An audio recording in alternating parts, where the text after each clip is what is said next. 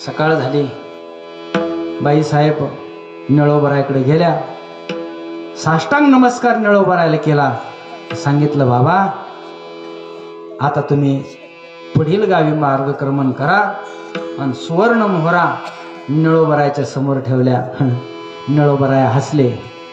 ते म्हणले, ही माती कशाला आणली इकडे? हा, सोने रुपये आम्हा मृतिके सम, हे नको म्हणले आम्हाला, हे तुमच्या जवळ राहू द्या. नळोबरायना वळकटी गुंडाळी.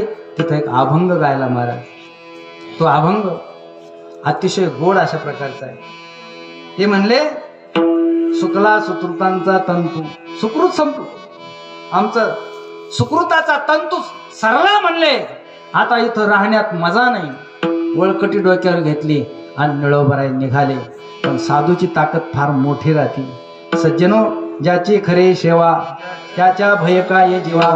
गावाच्या बाहेर गेले. गावाच्या बाहेर लिंबाचं झाड होतं. लिंबाच्या झाडाच्या समोर गंगूबाई येऊन बसलेल्या होत्या. गंगूबाईला वाटलं, याला भाकरीहून उठवलं आपण, चांगलं काम केलं नाही. साधू सुंदर भजन करणार आहे. हात आडवे केले महाराज. सांगितलं, बाबा माझ्यामुळे तुम्हाला जावं लागतं, मला माफ करा. पण एक काम करा म्हणले. म्हणले, काय करायचं? उन्हाळीचं झाड पाहिलं का? उन्हाळीचं अशी बांधाच्या कडेला उन्हाळ्याची एक झाड होतं वाळलेलं. त्याची काडी गंगूबाईनं अशी मोडली. आणि काडी मोडल्याच्या नंतर एक लोटकं घेतलं. त्या लोटक्यामध्ये गाडी बैल जाऊन जाऊन जो फुफुटा तयार होतो का, तो फुफुटा त्याच्यात टाकला. आणि ती काडी अशी त्याच्यात खोसली. काडी त्या लोटक्यामध्ये अशी खोसली. सांगितलं, महाराज आज जर तुमच्या भजनाने ही काडी जर हिरवी झाली आणि हिला जर फळ लागलं तर माझ्या पायातले चाळ काढीन आणि तुमच्या चरणारविंदी समर्पण करीन आणि मी तुमची दासी होईन म्हणले. मी तुमची शिष्या बनन, काही हरकत नाही म्हणले. महाराजांनी लिंबाच्या झाडाखाली वळकटी पांगली. गाथा उघडला आणि तुकोबरायला प्रार्थना केली. महाराज तुकोबरायला हाक मारली. तुकोबाला सांगू लागले, हा श्री गुरुला विनंती केली. महाराज सद्गुरुना एके कृपा मज केली. माझी मज दाबियले निज वस्तू, माझे सुख मज दाबियले डोळा. दिदली प्रेम कळा ज्ञान मुद्रा. आणि भजन सुरू केलं. भजन सुरू केल्याच्या नंतर 10-5 अभंग स्वरात गायले. आणि स्वरात गायल्याच्या नंतर लोटकं पाण्याने पाझरलं. दगड पाझरत होता, लोटकं पाझरणे यात काय नवले. ते लोटकं पाझरू लागलं महाराज. आणि काडी हिरवी झाली.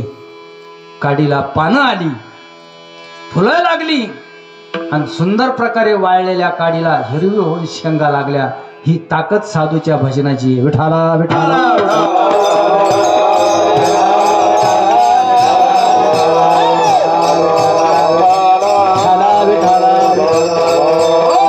काडी हिरवी झाल्याबरोबर गंगूबाईने पायातले चाळ काढले. नळोबरायच्या चरणारविंदी समर्पण केले. महाराज समर्पित केले. आणि त्या गंगूबाईनं एक कवित्व केलं. महाराज तिथं काय केलं? एक कवित्व केलेलं आहे. मधुर मधुर आज सुगंध आला सोन्याला, लावणी रे फुलली अभंगाला.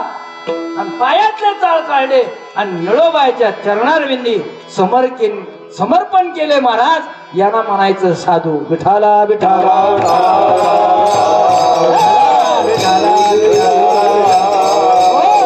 यांना म्हणायची साधूची शक्ती.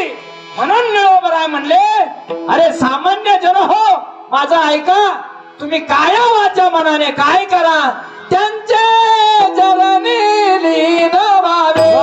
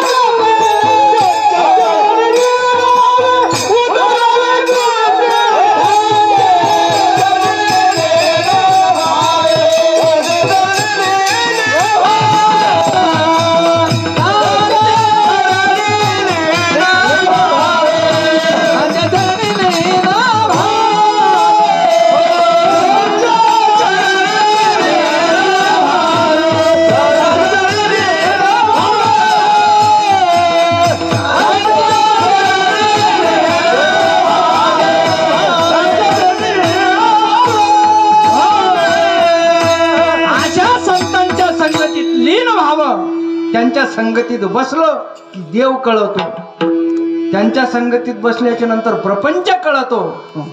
घात आघात याचं ज्ञान होतं महाराज. म्हणून महाराज म्हणले बैसता संताचे संगती कळो आले कमळापती आपुले कोणीच नवती निश्चय चित्ती दृढ झाला बैसता संताचे संगती बैसता संताचे संगती. हो, ते संत आपल्याला मार्ग दाखवतात. मार्ग दावून गेले आधी दयानिधी संत तेनेचे पंथे चालू जाता न पडे गुंता कुठे काय. आणि त्या संताने जो मार्ग दाखवला तो प्रगल्भ असा आणि प्रविष्ट प्रतिष्ठित असा मार्ग जो आहे तो म्हणजे भजनाचा. आणि ते भजन कोणतं? विठोबार फुमारे, विठोबार फुमारे, विठोबार फुमारे.